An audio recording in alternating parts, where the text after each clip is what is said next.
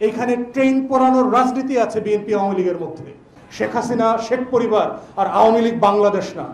বাংলাদেশ অনেক বড়, 20 কোটি মানুষের বাংলাদেশ, মুক্তিযোদ্ধাদের বাংলাদেশ। তাই দিল্লিকে আমরা বলছি, আপনি হাসিনার উপরে ভোট দিয়ে যা কিছু চান নিতে পারবেন, কিন্তু দীর্ঘমেয়াদে জনগণকে খেপিয়ে সেটা আপনি রাখতে পারবেন না। স্লিপার খুলে ফেলা, ট্রেনের লাইন উঠায়া দেওয়া, আগুন দিয়ে ট্রেনের বগি পড়ায়া দিয়ে মানুষ মেরা ফেলা, এই রাজনীতি বাংলাদেশে আছে। আপনি 800 কিলোমিটার রাস্তা ট্রেন নিয়ে যাবেন এখান থেকে নিরাপদে? এটা প্র্যাকটিক্যালি সম্ভব? বাংলাদেশের মানুষকে খুশি না করে একটা অগণতান্ত্রিক রাজ্যের সাথে, মুখ্যমন্ত্রীর সাথে চুক্তি করে? অসম্ভব ব্যাপার, হইতেই পারে না। কানেক্টিভিটি হইতেই পারে। আমিও নেপালে যেতে চাই শিলিগুড়ি দিয়ে, আমিও উত্তর দিনাজপুর হয়ে আমি ভুটানে যেতে চাই, আমার ট্রাক যেতে চায়, ব্যবসা করবে, পেঁয়াজ আনবে, বিদ্যুৎ আনবে।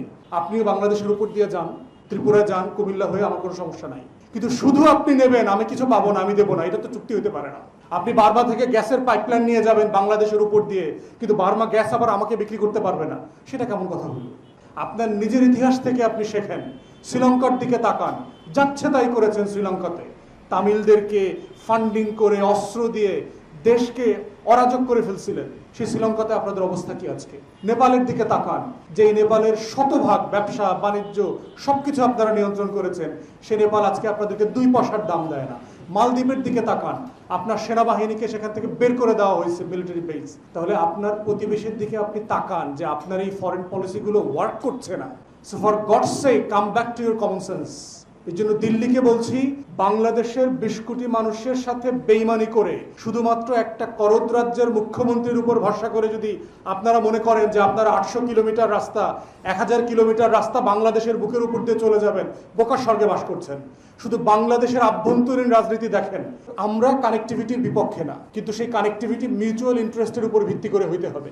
এটা একপাক্ষিক হলে দিল্লিকে মনে রাখতে হবে আপনার নিজের ইতিহাস সাক্ষী। এটা আপনি ডিসফাংশনাল হয়ে যাবে, এটা আপনি মেনটেন করতে পারবেন না। চুক্তি শেষ না, লং টার্মে এই স্বার্থ ধরে রাখাটা হলো বড় চ্যালেঞ্জ। বলছি যে আমাদের রক্তাক্ত স্বাধীনতার ইতিহাসকে কোনোভাবে ছোট করবেন না। আমরা রক্ত দিয়ে দেশ স্বাধীন করেছি, কারো দান সৎকার বাংলাদেশ না, কোনোভাবে ছোট করবেন না। এবং এটা কারো দান সৎকার মাল হিসাবে আসে নাই, এটা রক্ত দিয়ে কিনতে হয়েছে এই দেশটাকে।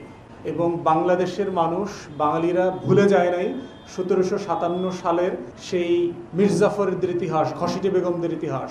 অতএব যেই রক্ত দিয়ে বেইমানি করে দেশ হারানো হয়েছিল, সেটা লড়াই করে রক্ত দিয়ে আবার দেশটাকে উদ্ধার করতে হয়েছে। অতএব উত্তর খুব পরিষ্কার, বাংলাদেশ রাষ্ট্রের স্বাধীনতার সার্বভৌমত্ব বিক্রি করা হয় নাই এবং করা হবে না। এটা তো বাংলাদেশের মানুষ 71 সালে এটা সমাধান দিয়ে দিয়েছে এবং 47 হয়ে গেছে। অতএব বাংলাদেশের মানুষ 47 সালে এবং 71 সালের দুইটা লড়াইয়ের মধ্য দিয়ে তারা যে রাষ্ট্র করেছে, সেটার মধ্য দিয়ে এই প্রশ্নের উত্তর দিয়েছে যে আমরা একটা স্বাধীন রাষ্ট্র সার্বভৌমভাবে বাঁচিয়ে রাখার জন্য করেছি এবং এটা থাকবে। অতএব এই বাংলাদেশ বিক্রি হইতে দেওয়া যাবে না এবং হবে না ইনশাআল্লাহ।